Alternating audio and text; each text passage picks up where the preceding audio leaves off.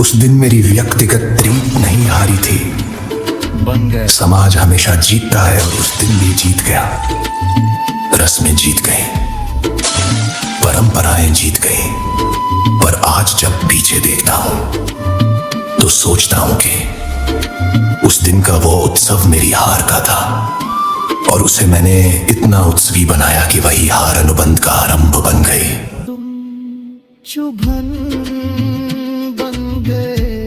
I don't know if I can trust that. Please give me a chance. I can't lose you.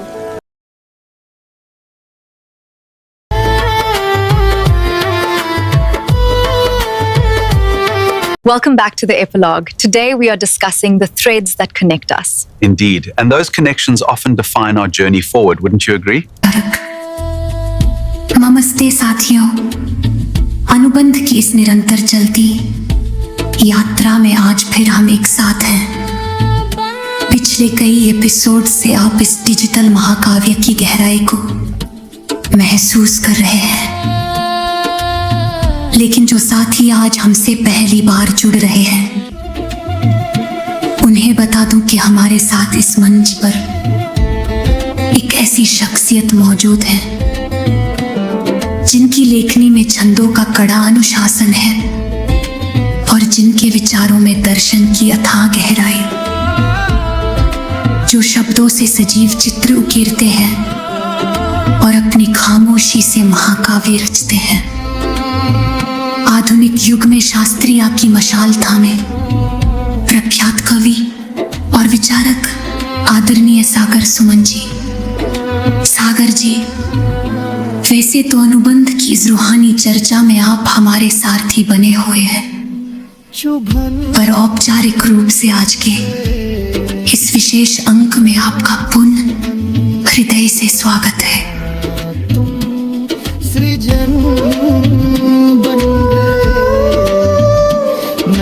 सागर जी, आज कहानी को थोड़ा और आगे बढ़ाते हैं।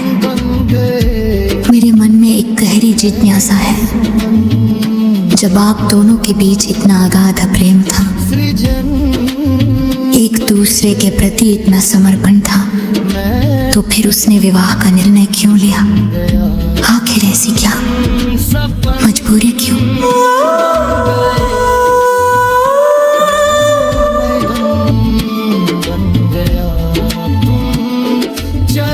श्रुति, आज इतने समय बाद जब मैं पीछे मुड़कर देखता हूं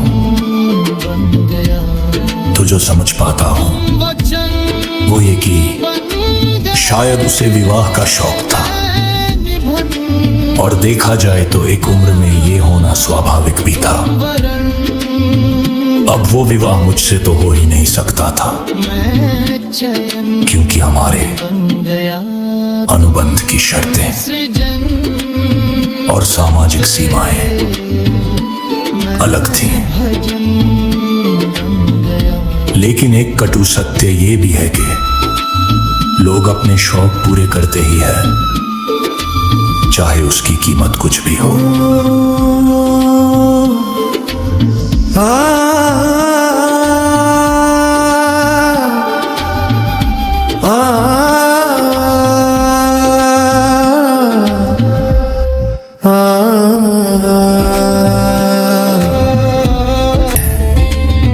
हमेशा इसे ट्विन फ्लेम अवधारणा का समर्थक रहा हूं। मेरा मानना है कि ट्विन फ्लेम शायद जन्म ही इसलिए लेते हैं कि वे परस्पर अत्यधिक प्रेम में होते हुए भी एक दूसरे को मानसिक पीड़ा दिए बिना नहीं रह पाते। ऐसा लगता है जैसे उन्हें ये सब करने के लिए ये ब्रह्मांड ही प्रेरित करता है। इसीलिए उसे भी पता था कि उसके इस निर्णय से मुझे दुख होगा, और मुझे भी पता है कि वह भीतर था कि वो कितनी दुखी है। लेकिन हम नियति के हाथों बंधे हैं और एक कठपुतली की तरह अभिनय कर रहे हैं। हमारे बीच कई ऐसे अनुभव हुए हैं श्रुति, जो पूर्णता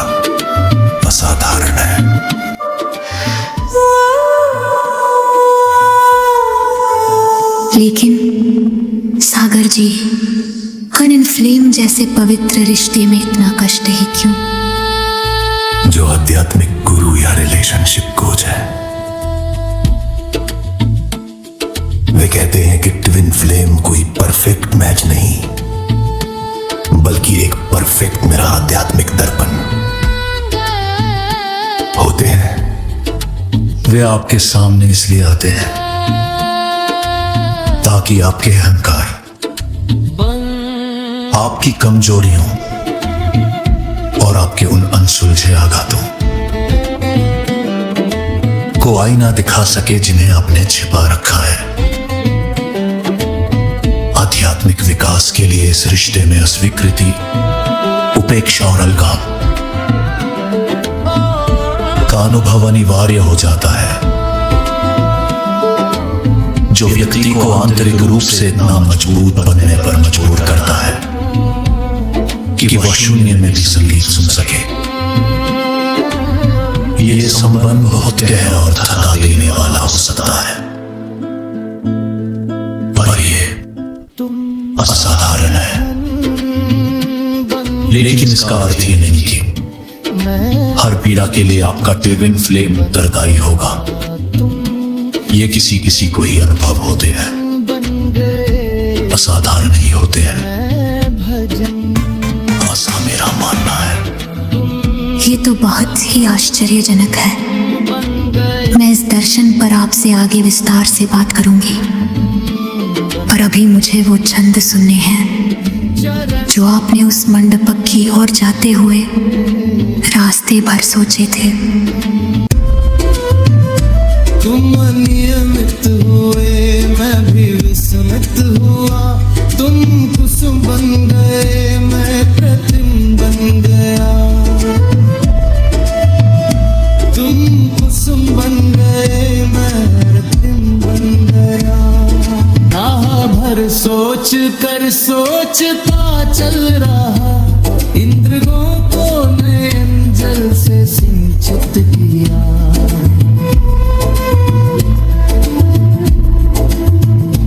राह भर सोचता सोचता चल रहा, इंद्रियों को नयन जल से सिंचित किया। जल नयन का कोई कण न गोचर वहाँ, अपने जीवन को ऐसे नियंत्रित किया। तुम नियमित हुए, मैं भी विस्मित हुआ। तुम कुसुम बन गए, मैं प्रतिम बन गया।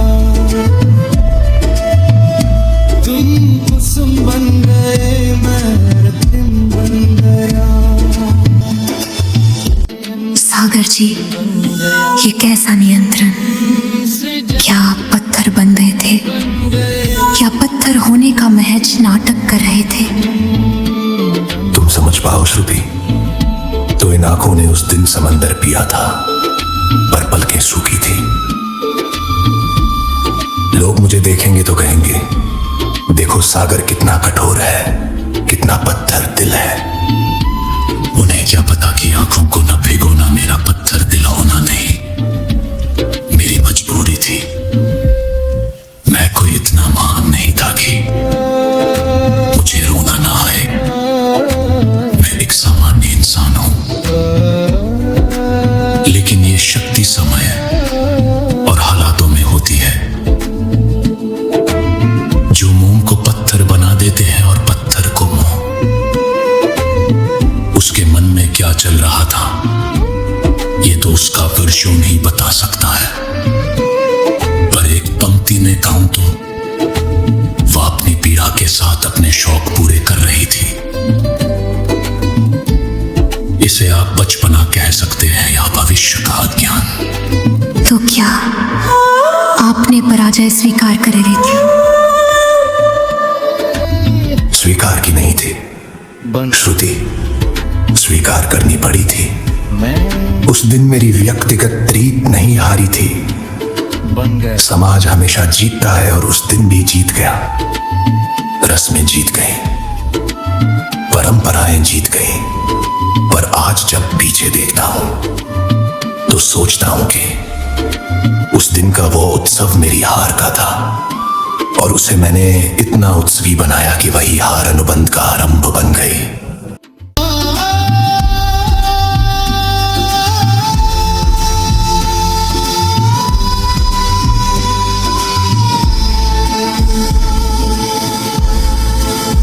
तुम पराजित हुए, मैं हुआ हार सा। तुम गमन बन गए, मैं चरम बन गया। तुम गमन बन गए, मैं चरम बन गया। मैं चरम बन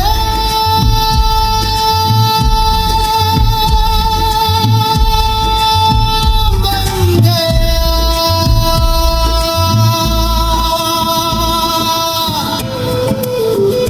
कैसे कंपन न हो मन मिला में मेरे, वेदना के नगर में गमन तो है तय। कैसे कंपन न हो मन धरा पे मेरे, वेदना के नगर में गमन तो है तय। हाँ पराजित हुई है मेरी प्रीत पर मंचना उत्सवी होगी, मुझको है भय। तुम पराजित हुए, मैं हुआ हार सा। तुम गगन बन गए, मैं चरम बन गया। तुम गमन बन गए, मैं चरम बन गया। मैं चरम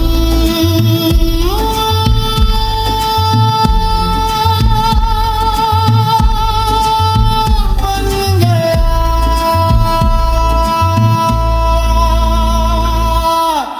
पराजित हुई है मेरी प्रीत पर मंचना उत्सवी होगी निश्चय।